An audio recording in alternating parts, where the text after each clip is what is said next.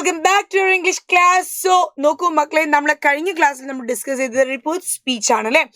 അതിന്റെ പാർട്ട് 1 നമ്മൾ കഴിഞ്ഞു. നമ്മൾ അതിന്റെ ബേസിക് റൂൾസ് എന്തൊക്കെയാണ് നമ്മൾ ഡിസ്കസ് ചെയ്തത്, എങ്ങനെയാണ് ടെൻസ് ചേഞ്ച് ചെയ്യുന്നത്, നമ്മളൊരു ഡിറക്റ്റ് സ്പീച്ചിനെ ഇൻഡയറക്റ്റ് സ്പീച്ചിലേക്ക് കൊണ്ടുവരുമ്പോൾ ഹൗ ദ ടെൻസ് ചേഞ്ചസ്, എങ്ങനെയാണ് ടെൻസ് ചേഞ്ച് ചെയ്യുന്നത്, അത് നമ്മൾ ഡിസ്കസ് ചെയ്തിട്ടുണ്ടായിരുന്നു.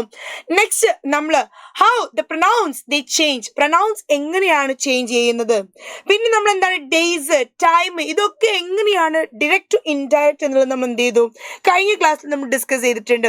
Today we are going to discuss, ഇനി ഒരു സ്റ്റേറ്റ്മെന്റ് ആണ് നിങ്ങൾക്ക് ഡിറക്റ്റ് സ്പീച്ച് കിട്ടുന്നതെങ്കിൽ, ക്വസ്റ്റ്യൻസ് ആണ് നിങ്ങൾക്ക് ഒരു ഡിറക്റ്റ് സ്പീച്ച് ആയിട്ട് കിട്ടുന്നതെങ്കിൽ, എങ്ങനെയാണ് how you can convert that into indirect speech, അതാണ് നമ്മൾ എന്തെന്ന് നോക്കാൻ പോകുന്നത്. സോ ഫസ്റ്റ് വൺ സ്റ്റേറ്റ്മെന്റ് ആണ് നമ്മൾ ഡിസ്കസ് ചെയ്യുന്നത്. നോക്കി ഇവിടെ conversion of statements into indirect speech. Indirect സ്പീച്ചിനെ നമ്മൾ എന്ത് ചെയ്യാൻ പോവാണ്, കൺവേർഷൻ ഓഫ് സ്റ്റേറ്റ്മെന്റിനാണ് നമ്മൾ എന്ത് ചെയ്യുന്നത്, ഇവിടെ കൺവേർട്ട് ചെയ്യാൻ പോകുന്നത്, ഇൻഡയറക്റ്റ് ആക്കാൻ പോകുന്നത്. നോക്ക് നിങ്ങൾ, Gina said I write a letter. Gina പറഞ്ഞു ഐ റൈറ്റ് എ ലെറ്റർ, ഞാൻ എന്താണ് ഒരു ലെറ്റർ എഴുതാണ്. ജീന സെഡ് ദാറ്റ്, ഇവിടെ എന്താ ഡിഫറൻസ് ഉള്ളത് നോക്കിയേ നിങ്ങൾ, നമ്മൾ റിപ്പോർട്ടിംഗ് വേർബ് കൊടുത്തു, ജീന സെഡ് ദാറ്റ്, എത്ര കട്ടി കൂട്ടി വെച്ചല്ലേ. നോക്കുക, ഷീ റോട്ട് എ ലെറ്റർ, നമുക്കറിയാം റൈറ്റ് എന്നുള്ള എന്താവും, പാസ്റ്റ് ടെൻസ് ആവും. സിമ്പിൾ പ്രസന്റ് എന്താകും, സിമ്പിൾ പാസ്റ്റ് ടെൻസ് ആവും അല്ലേ. Simple present will be into simple past. Okay, അപ്പൊ റൈറ്റ് എന്നുള്ളത് എന്താകും, റോട്ട് ആയിട്ട് മാറും. So she wrote a letter, I എന്നുള്ളത് എന്താകും, ഷീ ആകും. റൈറ്റ് എന്നുള്ളത് എന്താകും, റോട്ട് ആകും, കാരണം നമ്മളത് പഠിച്ചു. Simple present to simple past. അപ്പൊ ഇവിടെ നോക്ക്, she wrote a letter. Next one നോക്കി, ജോൺ സെഡ്, ഇവിടെ നമ്മൾ നേരത്തെ ഡിസ്കസ് ചെയ്തു, ഇവിടെ കോമ ഒക്കെ ഉണ്ട്. കോമ ഉള്ളതും കോമ ഇല്ലാത്തതും നമ്മൾ എന്ത് ചെയ്തിട്ടുണ്ടായിരുന്നു, കഴിഞ്ഞ ക്ലാസ്സിൽ പഠിച്ചിട്ടുണ്ടായിരുന്നു. ഇവിടെ നോക്കിയേ, John said I am going to church. ജോൺ പറഞ്ഞു ഞാൻ പള്ളിയിലേക്ക് പോയിക്കൊണ്ടിരിക്കുകയാണെന്ന്. എങ്ങനെ നമ്മൾ റിപ്പോർട്ട് ചെയ്യുക, ഇവിടെ നമ്മൾ എന്താ ചെയ്യേണ്ടത്, same John said that, reporting verb കൊടുത്തു നമ്മള്. ഹി വാസ്, ഹി എന്നാക്കി നമ്മള് ഐ, ഞാൻ എന്നുള്ളത് എന്തായി, അവൻ. I am going to, present continuous tense. Present continuous tense we can change into past continuous tense. നമ്മൾ എന്താക്കും, past continuous tense ആകും. നമ്മൾ കഴിഞ്ഞ ക്ലാസ്സിൽ പഠിച്ചതാണ്, ടെൻസ് എന്ത് ചെയ്താൽ നേരെ ഓപ്പോസിറ്റ് ടെൻസ് കൊടുത്താൽ മതി. ഒരുപാട് നമ്മൾ എന്ത് ചെയ്യണം, അപ്പുറത്തേക്ക് വലിച്ചു നിന്നിട്ട് നമ്മൾ എന്ത് ചെയ്യണ്ട, കൊണ്ടുപോകണ്ട. just change into past continuous tense. He was going to church. Play. Now, Rifa said, I brought a pen yesterday. Already എന്താണ്, past tenseലാണ്. നോക്കേ, അപ്പൊ നമ്മൾ എന്താ പറഞ്ഞത്, പാസ്റ്റ് ടെൻസ് ആണെങ്കിൽ പാസ്റ്റ് പെർഫെക്റ്റ് ടെൻസിലേക്ക് പോകണം. പാസ്റ്റ് ടെൻസ് തന്ന പാസ്റ്റ് പെർഫെക്റ്റിലേക്ക് പോകണം. നോക്കേ, ഐ എന്താകും, ഷീ. ബോട്ട് എന്ന് പറഞ്ഞാൽ that is past tense. Past പെർഫെക്റ്റിലേക്ക് ആവുമ്പോൾ നമുക്കറിയാം, നമുക്ക് എന്ത് വരണം, മിസ് നിങ്ങൾക്ക് പഠിപ്പിച്ചു തന്നിട്ടുണ്ട്, ഹാഡ് പ്ലസ് V3.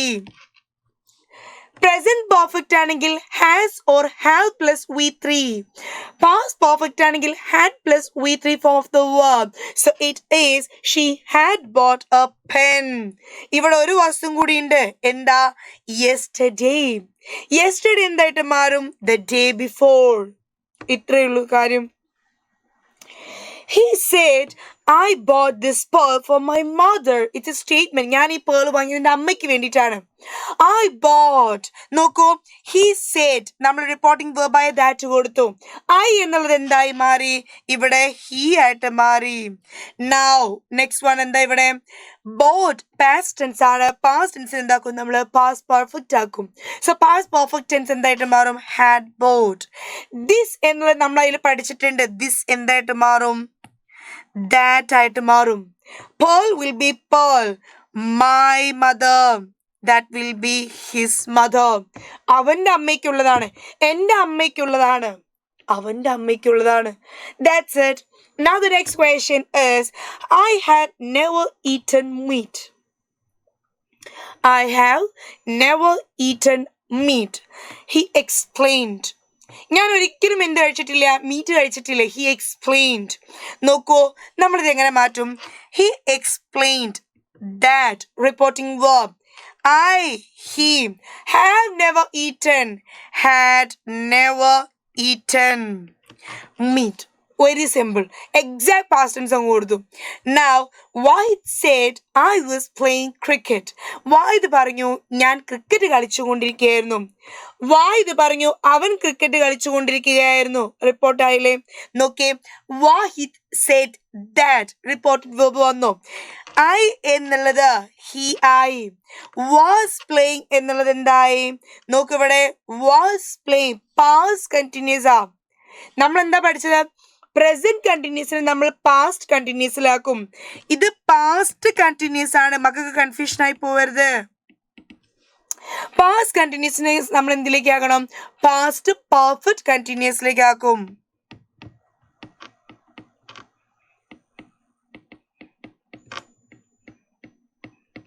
കണ്ടിന്യൂസിലേക്കാകും. നോക്ക്, had been playing cricket. Had plus been plus playing cricket. Very simple. No, very simple. Same ആണ്. നമ്മൾ അതൊന്നും കൂടി എന്താണ് ഒന്ന് എന്താ പറയുക, ഒന്ന് എക്സാഗ്രേറ്റ്, ഒന്ന് ഡിഫറൻഷിയേറ്റ് ചെയ്ത് നമ്മൾ പഠിച്ചു എന്നുള്ളൂ. നെക്സ്റ്റ് വൺ എന്താണ്? It is command and request. എങ്ങനെയാണ് കമാൻഡ്സും റിക്വസ്റ്റും നമ്മൾ ചെയ്യാൻ നോക്കാം. നോക്കൂ, റൂൾസ് ഓഫ് ഇംപെറേറ്റീവ് സെന്റൻസ്. നോക്ക്, the reporting verb is changed to do ordered. ചിലപ്പോൾ ഇംപെറേറ്റീവ് സെന്റൻസ് പറഞ്ഞാൽ എന്താ? കമാൻഡ്സ് ആണ്. ഡു ദാറ്റ്, ചെയ്യും.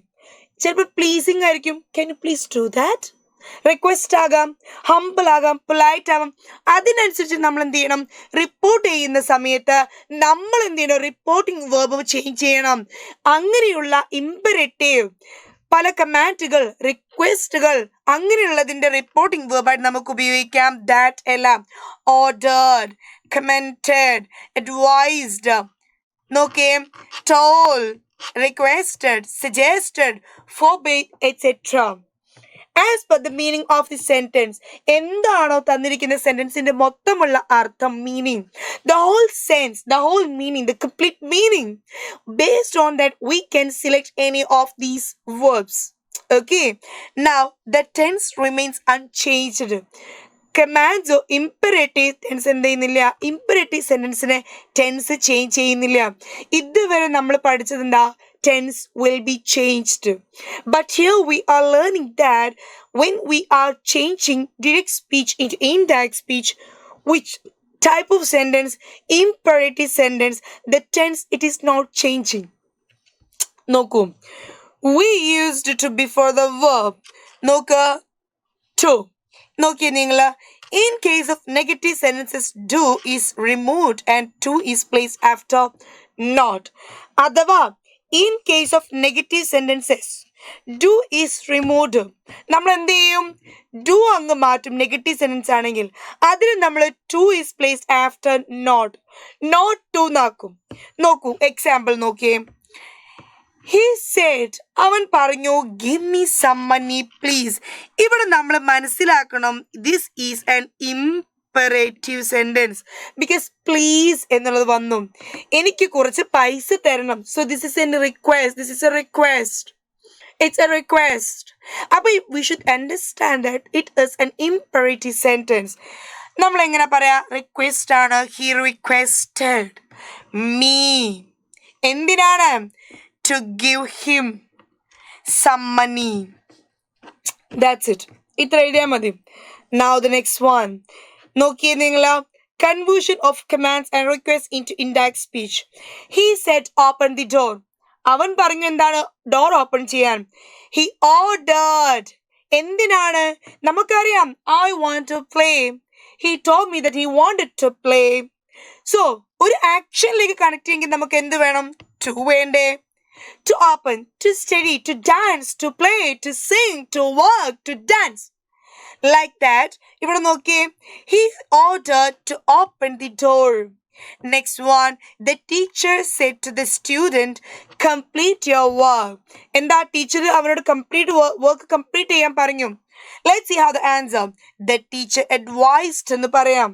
The teacher advised the student to complete his work. ആക്ഷന് മുന്നെന്ത് കൊടുക്കണം? to കൊടുക്കണം. Okay, now the gardener said to the visitor, don't sit on the grass. ഇവിടെ do വന്നു. do വന്നപ്പോൾ നമ്മൾ എന്താ പറഞ്ഞത്?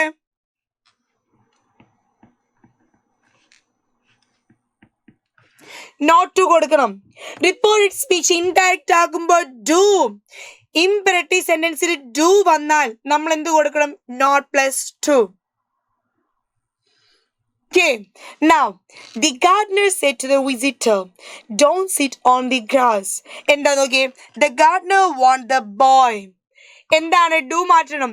not to sit on the grass. The watchman said to the boy, be careful on the beach.